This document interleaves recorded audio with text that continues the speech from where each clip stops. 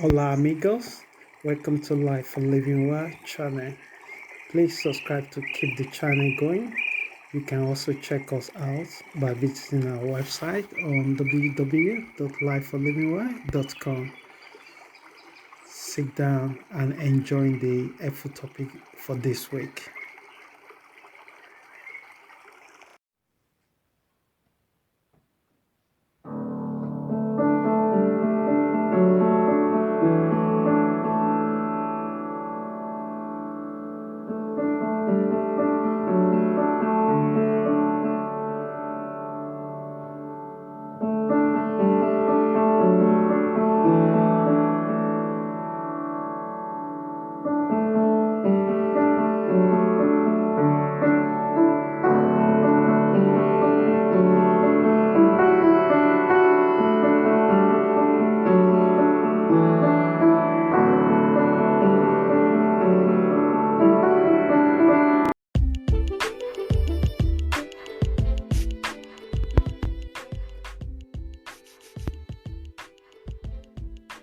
Hey, hola amigos, welcome back to another episode from Life for Living Well. My name is Richard, and before I dive into the topic I have for you this week, I quickly want to say if you'd like to know about what Life for Living Well does, you can check us out on our community website on www.lifeforlivingwell.com. And if you would like to see some of our program and the thing that we actually focus on as a community, you will find everything on our website. You can also type on our YouTube channel by typing Life for Living Well, and you will see some of the things that we have on this podcast. Then we also have it on our website. Then we also have it on our YouTube channel.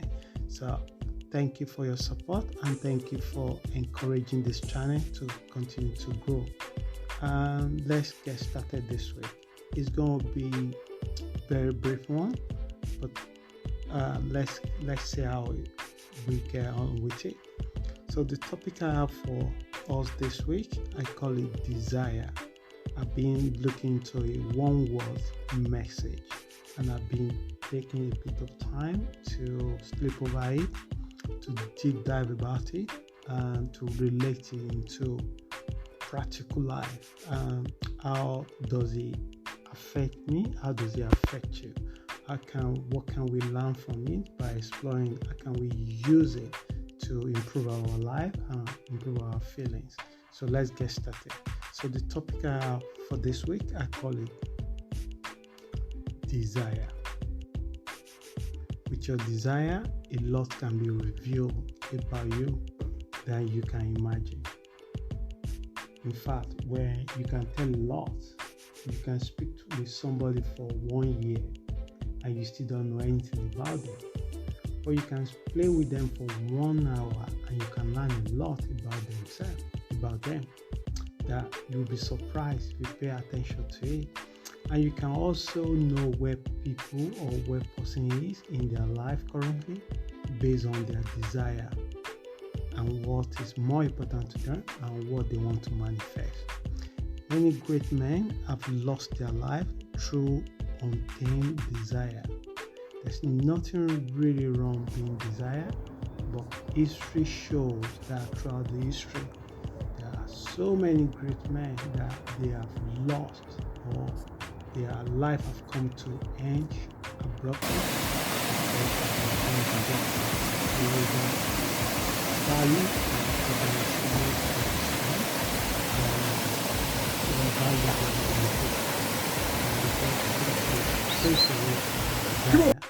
and these have brought their path, that's shorting their path. So you don't want this to happen to you. Desire itself is not a bad thing, but it's becoming a problematic for us when we are attached to it. Because when those desires doesn't fulfill, few things will happen to us. We get depressed, we get frustrated, we get saddened, and because we just desire to make that thing happen in our life.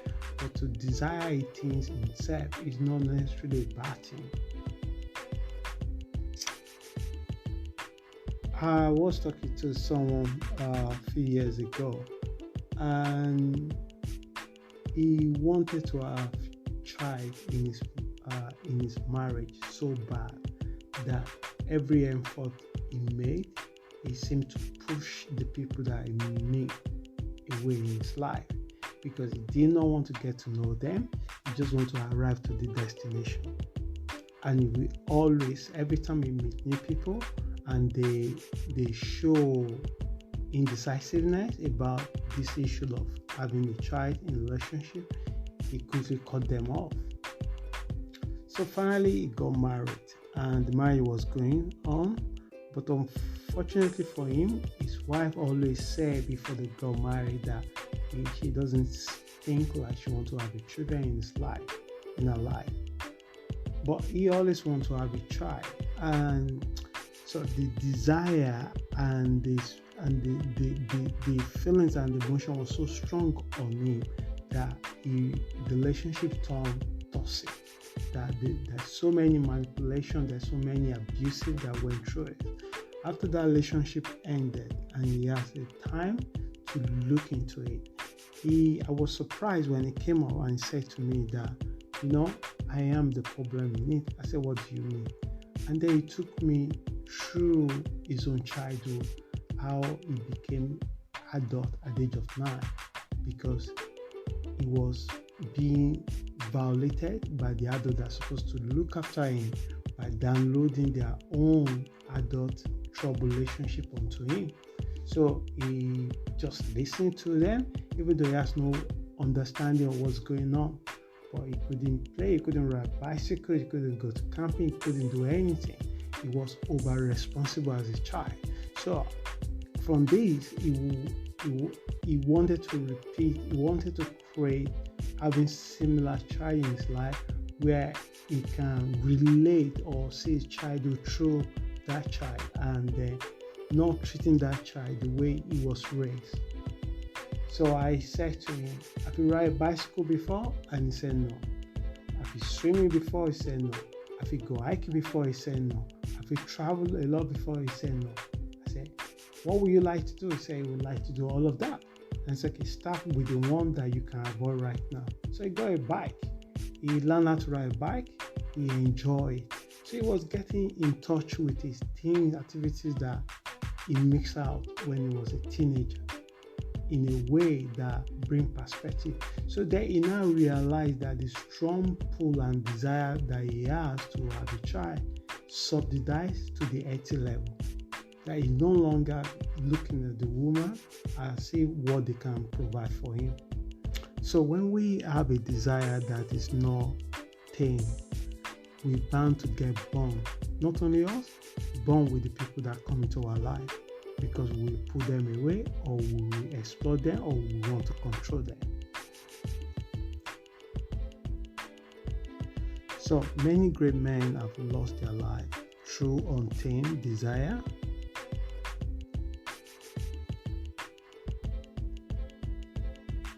And what happened to them? They became history. History is filled with excess stories of this nature. So throughout the history, you've seen people that have done marvelous, amazing, scary, courageous things. And all of a sudden, because of their desire, they also lost their life or lost the opportunity to arrive to the bigger goal that they wanted to achieve. And without it, as a human, hardly could you create a tangible goal. So if you don't have a desire, it is very hard to set a goal and work toward it. And this is catch-22. So you have to define what that desire will do in your life, short time or long time. Is this short time going to hamper your long time goal? If it's going to hamper your long time goal, the common sense is to let it go. But it is very difficult because we mostly live in autopilot and we're already creating a lifestyle that suits us and we feel comfortable with it. And it's very difficult to delayed gratification, because what we want it right now. So what you desire can say a lot about you that you are not already known. Through your desire, many things can be shown to others without your awareness. So, as I said earlier on, you can know a lot about people. You can say a few things about someone based on what they desire. Sometimes they might tell you, sometimes you might need to spend a few times with them to observe them, and then you can really confront where they are in their life at that time. It doesn't mean that that's where they will be. It just means that that's where they are currently. Most often, unconscious desire has a funny way of showing up in the wrong place, even at the wrong time. So if you suppress it, you'll be surprised that it will come out suddenly. Like say someone that full of resentment and you really want to revenge, but he hasn't had the courage to do so because he's worried about the consequences of doing exactly that. It's just a matter of time that this kind of person will lash out and everything will come out. But if you don't even aware what already you are feeling and why you're feeling it, it is impossible to start working on it or channel it in a way that is healthy for you and healthy for your environment. As a result of unconscious desire that has brought greater public shame and pain in a few cases. So you've seen men that are very intelligent, that have done great things, and they find them that they're having extramarital affairs or they've been caught somewhere because they suppress that desire to express that, and at the end what you suppress is eventually going to come out.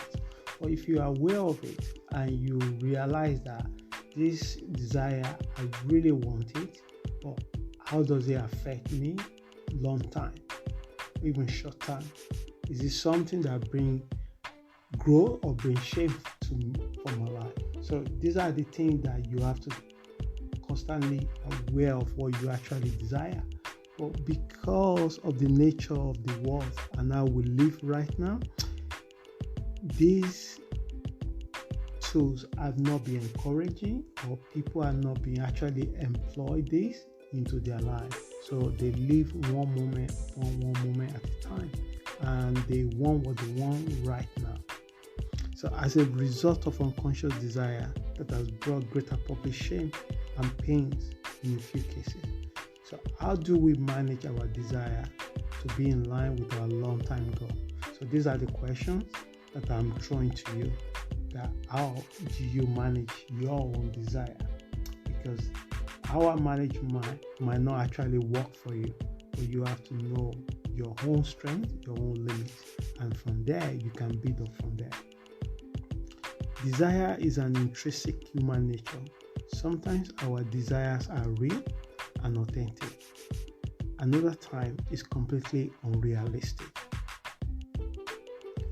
When we are completely obsessed about it, it is hard to see trees in the forest.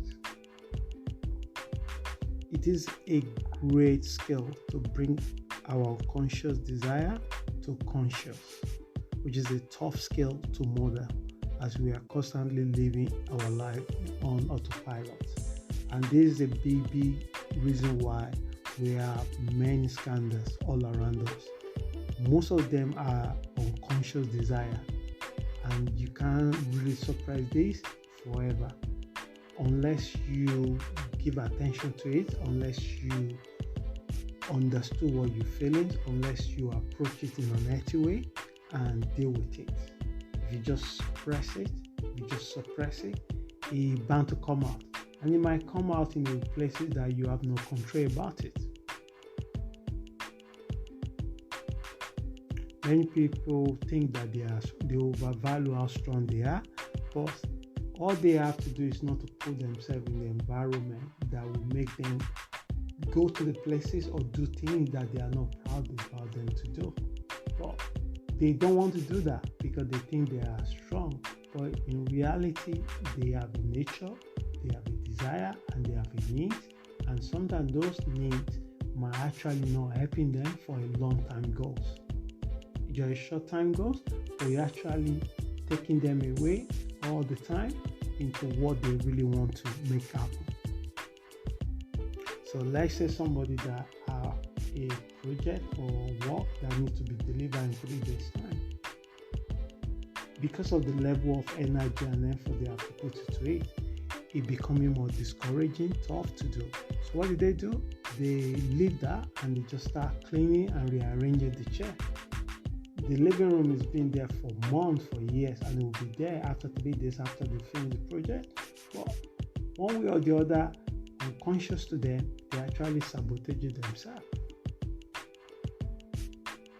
So this is what, because arranging the thing, cleaning the thing can be done in few hours, in one day, but it gives you instant gratification, instant satisfaction, but it doesn't lead you to what you need to be done in 3 days' time.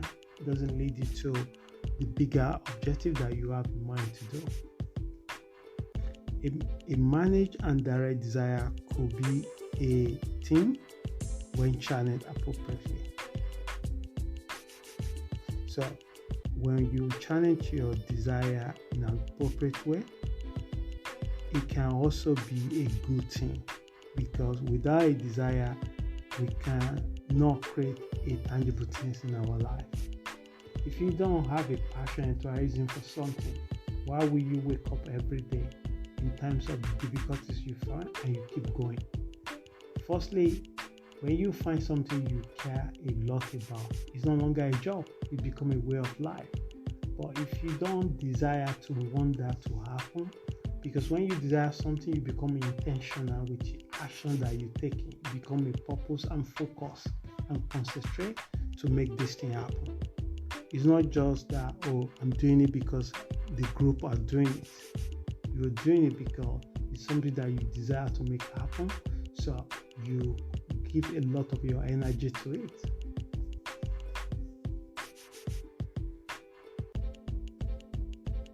How should we manage and direct our desire? So these are the questions I ask myself as well, and I'm asking you as well. So there are 2 ways you can do this, especially when you have identified unconscious desire. So I put 2 things down that help me over the years to work toward my desire most of the time, but not all the time. The available tools is simple and relatively available to everyone. So number 1, write it down. This is very important. Most people have ideas of what they want to do in their head, but the trouble with that, it is impossible to actually create it. When you write it down, it becoming a commitment. It's becoming more visual. You can able to visualize it. You can able to identify flaw in what you actually think, what it sound like a good idea in your head, or you sound like a good goal to do. When you actually write it down, you can look at it in an objective way. It's like you're watching a TV or you're watching a football game or any sport. People that watch any sport, they become more expert than the coach because they can see the flaw of the players. But when you are actually a player, it's a difficult thing to do because you can't actually see that.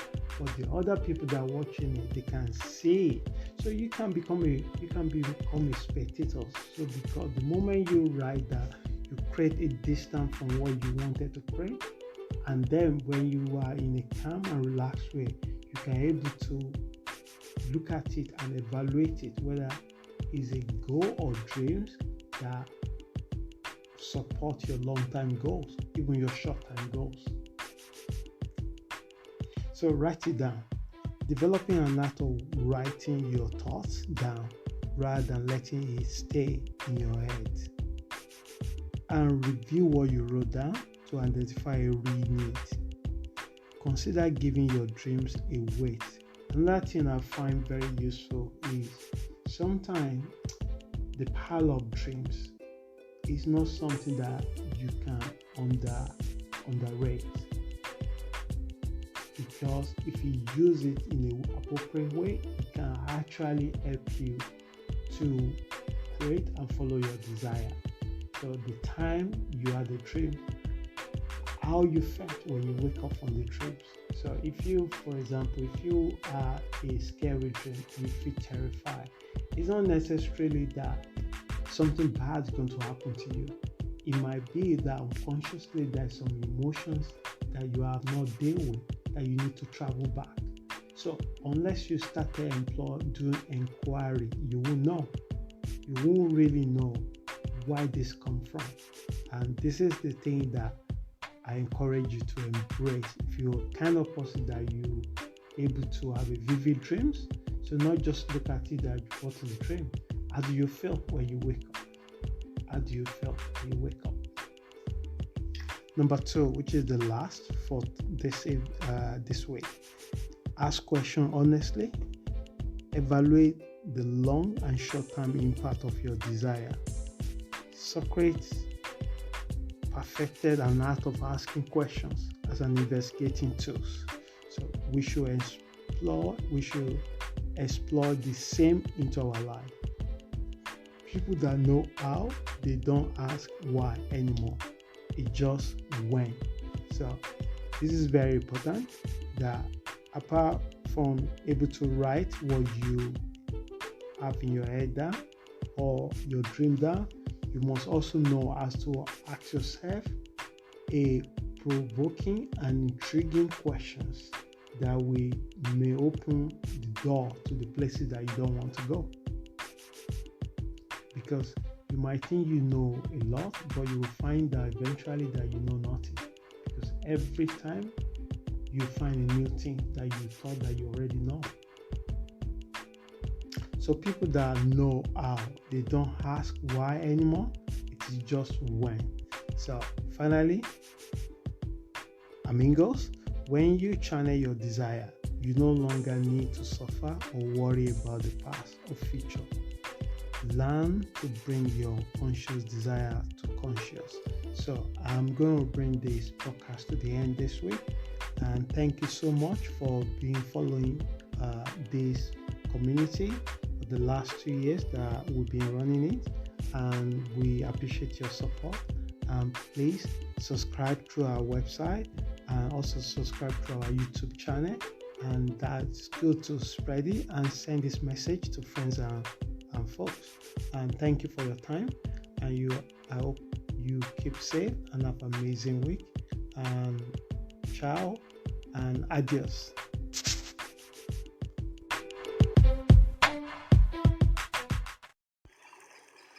From everyone here from Life for Living Well, we say hasta luego, amigos. Thank you for your time this week.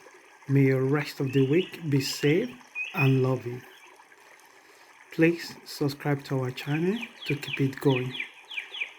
And you can find more information on our website by visiting www.lifeforlivingwell.com.